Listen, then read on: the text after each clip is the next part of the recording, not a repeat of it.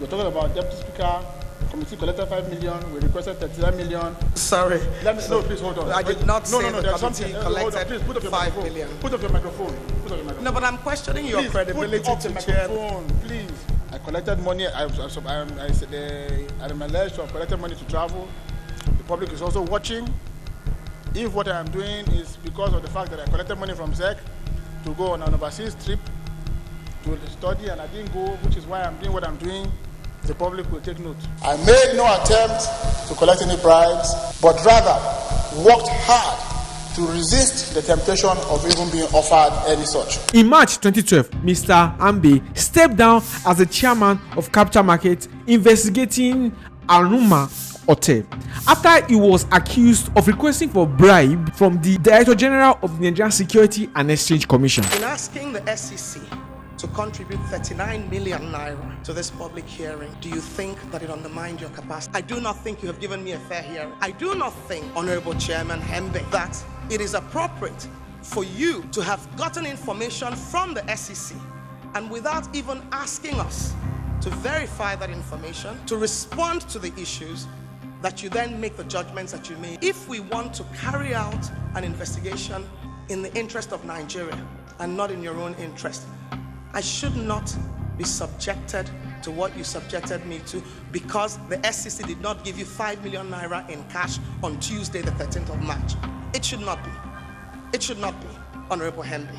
And I'm sorry because we need to start running this country differently. I cannot have had the auditable career that I've had. And you want to rubbish my personal reputation, the personal reputation of the apex regulator of the Nigerian capital market. You have questioned my competence. You have made frivolous accusations of me of having done things that compromise myself and compromise the integrity of the organization that I'm the CEO of. Please, is this the house that we all know that gives people fair hearing? No. My issue is your credibility in doing this. I question it. By June 2012, the SEC board ordered Ms Oteh to go on compulsory leave to allow an independent investigation by PwC into the allegations of fund mismanagement leveled against her by the National House of Representatives Committee, specifically on Project 50 account. It's the second time we'll be asking you this question. Maybe we should ask your Director of Finance who the donors were and where were these monies lodged and how were they administered for the purpose of the celebration. Well, actually, I don't know any donor as far as I'm concerned. Well, I know that there is a approval from the SEC tender board which approved 42 million for the 42.5 million. But other donors, other sponsors, I am not aware. You see, when Arunma Oteh was appointed the DG of the Security and Exchange Commission in Nigeria, she launched an initiative called Project 50. Now, this project was supposed to celebrate the 50 years of capital market regulation in Nigeria.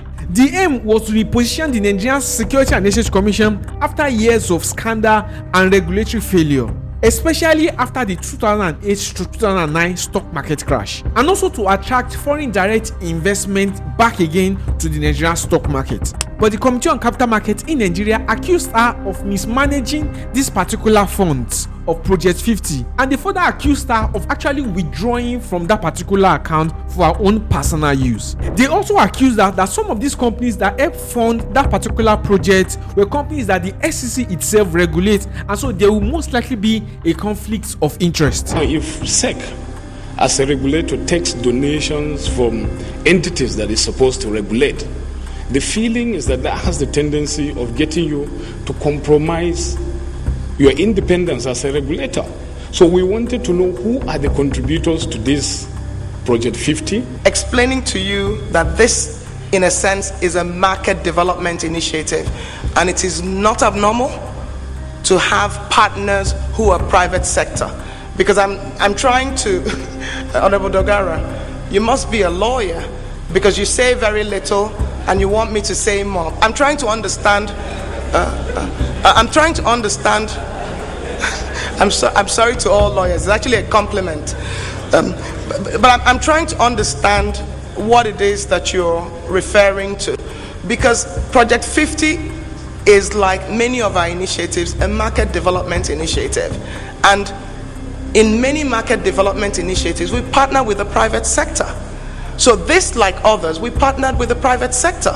So it is not abnormal for the SEC to partner with the private sector on market development initiatives. I think your concern was that maybe there were private sector people who were listed on the exchange and therefore we'll compromise ourselves. Absolutely not. Even though Ms Oteh actually denied every of these allegations and claimed that the Project 50 was actually being managed by an independent team, and a special committee was set up to manage all the affairs and the transfer of money in that particular account. After 3 years of investigation, a month later, PwC, an independent investigating accounting firm, did a thorough audit of her administration as the Director General of the SEC, and they found no evidence that she committed fraud. And in late July 2012, the President of Nigeria at that time called her back to office to reinstate her as the DG of Security and Exchange Commission. Even though several cabals and lawmakers in the Nigerian House of Assembly lobbied for her not to return back as the DG of Security and Exchange Commission, but the President openly defied their order and reinstated her back as the DG of SEC in Nigeria at that time. Now, the government move to reinstate her back as the DG of SEC inflamed a major tension at the SEC office. On 8 July 2012, hundreds of SEC employees protested at the Abuja SEC headquarters, blocking entrances to prevent Ms Oteh from entering the building.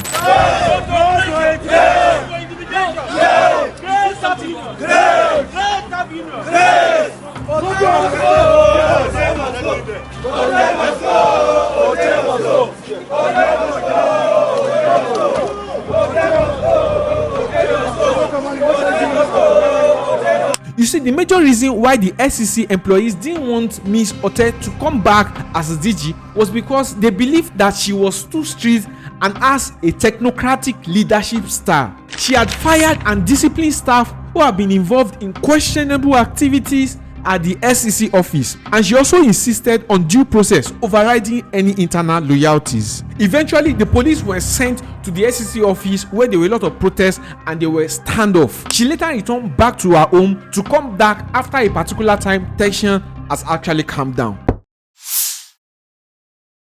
And immediately she was reinstated as a DG of the SEC, the Cabal struck back again. It sparked a major outrage in the National House of Assembly in Nigeria, and the committee members from the National House of Assembly who called for her removal as the DG of Security and Exchange Commission refused to recognize her reinstatement as the DG of Security and Exchange Commission, despite the fact that her reinstatement was made by the President himself. In fact, it got so bad that the Senate refused to screen any new commissioner from the Security and Exchange Commission office, and they threatened never to have anything to do with her so far that she remains the DG of Security and Exchange Commission in Nigeria. And they told the President categorically that he has disregarded their legislative duty by reinstating her back as the DG of Security and Exchange Commission in Nigeria. And behind the scene, her reinstatement caused a major tussle between the legislative arm of government in Nigeria at that time and the executive arm of government. We have observed that the motion urging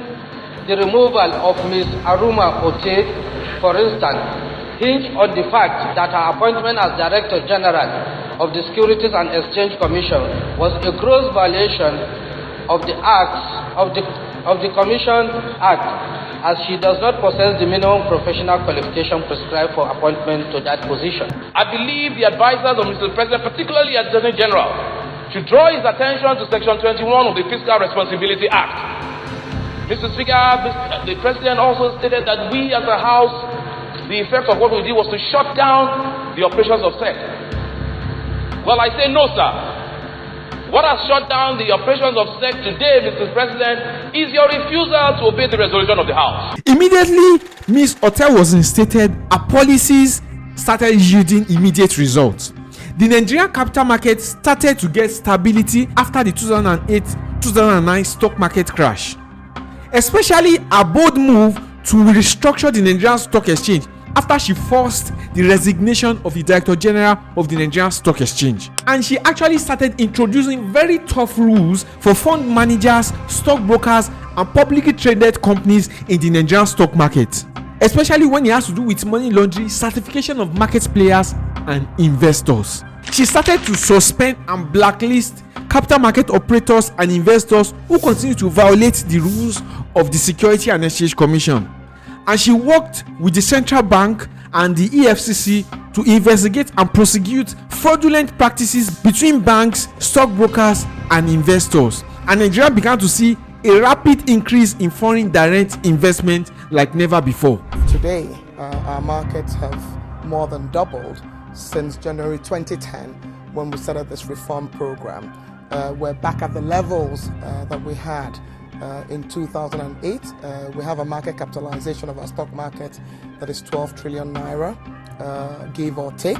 We have both domestic investors and foreign investors fully invested in the market. However, because live on national TV, she publicly confronted a lawmaker, she caused a major tussle between the legislative and the executive arm of government. After the end of her tenure, the president decided not to renew another 5 years tenure, and she immediately left the position of the DG of Security and Exchange Commission to reduce the tension between the legislative and the executive arm of government in Nigeria. And immediately she left as the DG of Security and Exchange Commission, she joined the World Bank and she was appointed the Vice President of World Bank as well as the Treasurer. By late 2012, Hembe and his deputy were called to the EFCC office to answer an allegation of requesting for bribe from the Director General of the Security and Exchange Commission. Now, when he got to the office, he denied to have requested for bribe from the DG of Security and Exchange Commission, and in his defense, informed the EFCC that she offered to give him bribe. And within weeks of EFCC's investigation, they decided to obtain a court leave to charge Hembe and his deputy, Honorable Chris Ifeanyi, with criminal fraud. And in May, a judge granted EFCC the permission to arraign the two of them on 2 counts of public funds misappropriation, and they were granted bail of 1 million naira each and 2 sureties. And after several months of back and forth case in court, Hembe and his deputy decided to challenge EFCC's evidence leveled against him, and the court eventually dismissed EFCC's case against Hembe and his deputies on the ground that EFCC didn't provide enough evidence to charge him for this particular offense he has been charged with. Even though his case was dismissed in court, he left a major bruise in his reputation. He was never appointed a member or even a chairman of any committee in the House of Representatives ever again. He remained a very controversial figure after this time and actually even clashed with other legislators in the House of Representatives. Eventually in 2022, the Supreme Court ruled against him that he was not validly elected as representative and didn't win the election. And so he was eventually sacked as an honorable in the House of Representatives. Now, what do you think about this whole case? Who do you think is actually guilty? What do you think about Ms Oteh? And what do you think about Honorable Hembe and his deputy, Honorable Ifeanyi? Let me see what you think in the comment below. Make sure you like this video and also make sure you subscribe to the channel because it helps a lot, so that other people can also see it. And if you want to also be a part of it, you can also donate as well. We really appreciate you. I will see you in the next one.